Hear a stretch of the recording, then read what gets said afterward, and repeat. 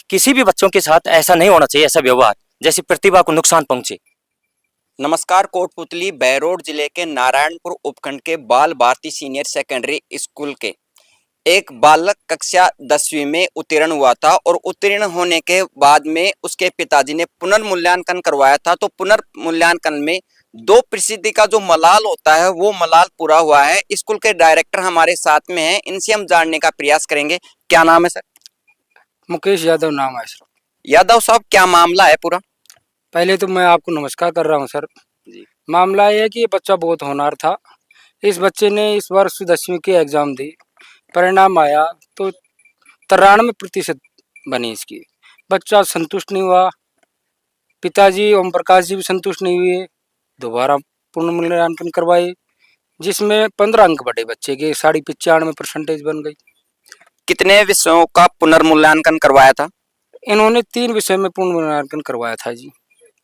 तो किस विषय में कितने अंक बढ़े हैं? इंग्लिश में 1 नंबर बढ़ा है, एसएस में 4 नंबर बढ़े हैं, साइंस में 10 नंबर बढ़े हैं। ऐसे कुल मिला के 15 अंक बढ़े हैं तीनों सब्जेक्टों में। तो इसमें आप किसकी लापरवाही मानते हैं? जो भी एग्जामिनर है, कोई भी जांच करने वाले, उनकी लापरवाही है जी। उनको योग करना नहीं आया। सबसे बड़ी विडम्बना की बात तो यह है कि एक ही बच्चे का भविष्य जुड़ा हुआ है और उसके साथ ऐसा खिलवाड़ हो रहा है, तो ये तो गंभीर लापरवाही हुई है एग्जामिनर की, जिसने कोई भी जांच की है। लेकिन माध्यमिक शिक्षा बोर्ड राजस्थान पुनर्मूल्यांकन इसीलिए तो करवाती है कि कोई भी खामियां रही हो उनको दुरुस्त किया जा सके। नहीं सर, वो तो खामियां तो दुरुस्त नहीं, इसमें तो उसने योग ही नहीं करना है। जो भी सब्जेक्ट विषय अध्यापक है उसको, जहाँ 79 नंबर आने थे उसके 69 नंबर दर्शा रखे हैं, 69 नंबर दर्शा रखे हैं। ये तो बड़ी खामी रही है उसे एग्जामिनर ने योग करने में। अब आप संतुष्ट हैं? अभी मैं संतुष्ट नहीं हूँ, क्योंकि अगर 3 सब्जेक्टों को और भी जांच करवाते ये, तो हो सकता था कि उनमें भी नंबर बढ़ते इस बच्चे के। लगभग 97-98% मान रहा था मैं इस बच्चे की। बहुत होनहार बच्चा था, पढ़ाई में बढ़िया। जब आपको पता था कि ये बच्चा होनहार है तो आपने सभी सब्जेक्टों का पुनर्मूल्यांकन क्यों नहीं करवाया? पूर्ण वो कारण ये रहा कि बच्चे ने बताया कि सर आप 3 सब्जेक्टों में मैं करवा रहा हूँ। तो ठीक है, मुझे बेटा 3 सब्जेक्ट में कर। फिर हमने कॉपी मंगवाई, उसमें देखा तो हम खुद महसूस कर रहे हैं कि 6 सब्जेक्टों में हमने रीचेकिंग करवानी चाहिए थी। हमारे साथ में वो छात्र मौजूद है, इनसे भी हम जानने का प्रयास करेंगे। क्या नाम है? सर मेरा नाम मोहित यादव है। मोहित जी, आपको उम्मीद थी कि मेरी 95% ही बनेगी या इससे ज्यादा बनेगी? यस सर, मुझे 97 पॉइंट कुछ की आशा थी, लेकिन 93 पर ही मेरी परसेंटेज रह गई थी। इसलिए मैंने तुरंत पापा से कहकर पुनर्मूल्यांकन करने के लिए कहा था। क्या अब आप पुनर्मूल्यांकन से संतुष्ट हैं? जिस चीज़ की मुझे आशा थी, फिर वो मुझे फिर भी प्राप्त नहीं हो पाई। आपको कितनी प्रतिशत की उम्मीद थी? मुझे 97.97% की आशा थी। अभी आपकी कितनी प्रतिशत बनी है पुनर्मूल्यांकन के बाद में? मेरी 95.50 बनी है। और पुनर्मूल्यांकन से पहले कितनी थी? 93% बनी थी। तो आप इसमें किसकी लापरवाही मानते हैं? मैं इसमें एग्जामिनर की लापरवाही मानता हूँ, क्योंकि 10-10 नंबर की काउंटिंग करना बहुत बड़े मायने रखता है। तो आप माध्यमिक शिक्षा बोर्ड से क्या अपील करना चाहेंगे भविष्य में इस तरह की गलती दोबारा नहीं हो? मैं माध्यमिक शिक्षा बोर्ड से ये अपील करना चाहूँगा कि ये एग्जामिनर जब कॉपी चेक करे तो उनका मूल्यांकन ठीक तरीके से करे, जिससे कि बच्चों को नुकसान न हो। अभी आप कक्षा 11 में, क्या सब्जेक्ट है आपके पास में? मेरे पास मैथ है। आप बड़े होकर क्या बनना चाहते हैं? मैं बड़े होकर IIT इंजीनियर बनना चाहता हूँ। आप इंजीनियरिंग क्यों बनना चाहते हैं? क्योंकि मेरी बचपन से ही इंजीनियर बनने की आशा है कि मैं देश के लिए कुछ कर सकूं, देश के नागरिकों के लिए कुछ कर सकूं। आपके माता पिता क्या करते हैं? मेरी माता जी गृहिणी है और मेरे पिता एक प्राइवेट टीचर हैं। आप कितने घंटे पढ़ाई करते थे? मैंने शुरू से सही है 7 से 8 घंटे पढ़ाई की थी। एग्जाम के टाइम में मैंने 10 से 11 घंटे रेगुलर पढ़ाई की थी। पढ़ाई के अलावा आपके और क्या शौक है? पढ़ाई के अलावा मैं ज़्यादा कुछ नहीं करता। माइंड कुछ बैडमिंटन वगैरह, कैरम वगैरह खेल लेता हूँ, या फिर फैमिली के साथ बैठ कर बातचीत करके तरोताज़ा हो जाता हूँ। सोशल मीडिया के बारे में जानते हैं? ये सोशल मीडिया के बारे में, सोशल मीडिया से मेरा मानना है कि तो जितना डिस्टेंस हो उतना लाभदायक है। यदि स्टडी में कुछ हेल्प ले सकते हो तो उतना ही ठीक है।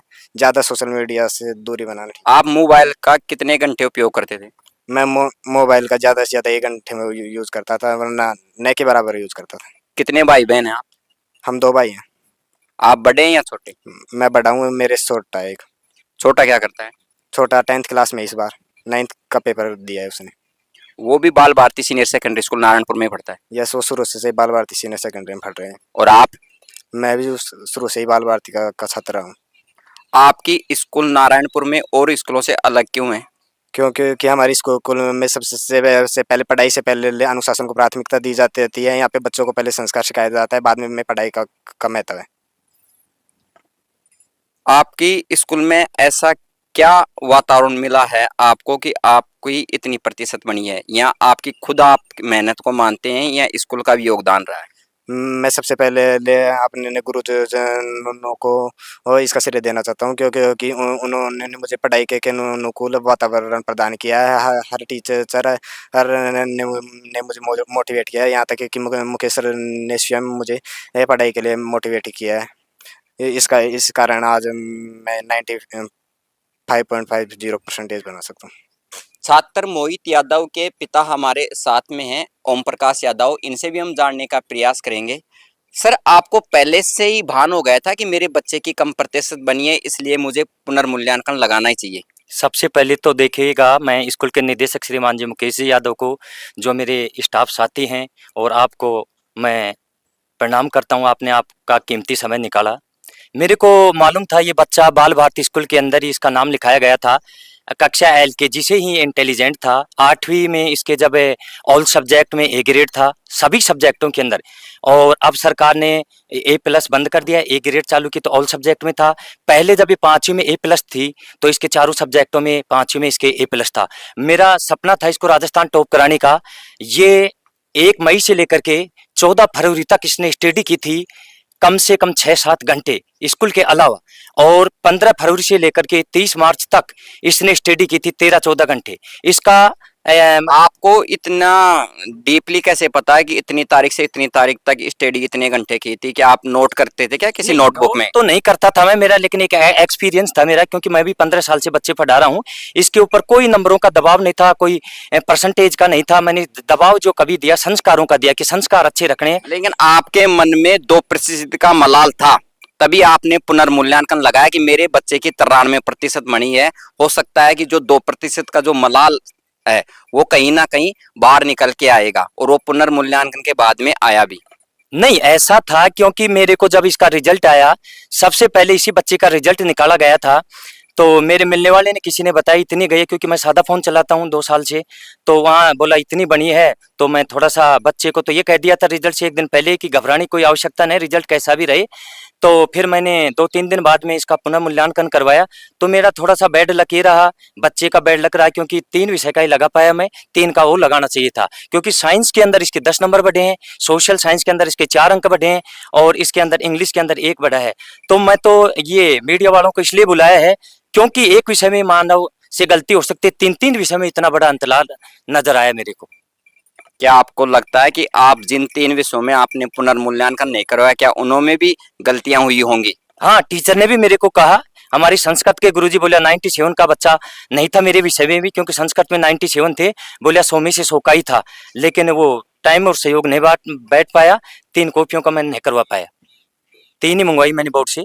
भविष्य के अंदर ये बोर्ड के लिए भी एक ऐसे प्रश्नवाचक चिन्ह है, और सरकारी में भी सभी टीचर समान नहीं होते हैं, लेकिन उन्होंने बहुत बड़ी लापरवाही की है। तो आगे किसी भी बच्चों के साथ ऐसा नहीं होना चाहिए, ऐसा व्यवहार जैसे प्रतिभा को नुकसान पहुंचे। तो ये थे छात्र के पिता और स्कूल के डायरेक्टर। इन्होंने बताया कि छात्र मोहित यादव होनहार था, और उसके कहीं ना कहीं माध्यमिक शिक्षा बोर्ड से कहीं ना कहीं गड़बड़ी हुई थी, लेकिन पुनर्मूल्यांकन में वो जो गड़बड़ी हुई थी वो ठीक हो गई, दुरुस्त हो गई। कैमरा पर्सन केवल्य सिंह के साथ मैं मोहनलाल मौर्य। देखते रहिए मौनवाणी।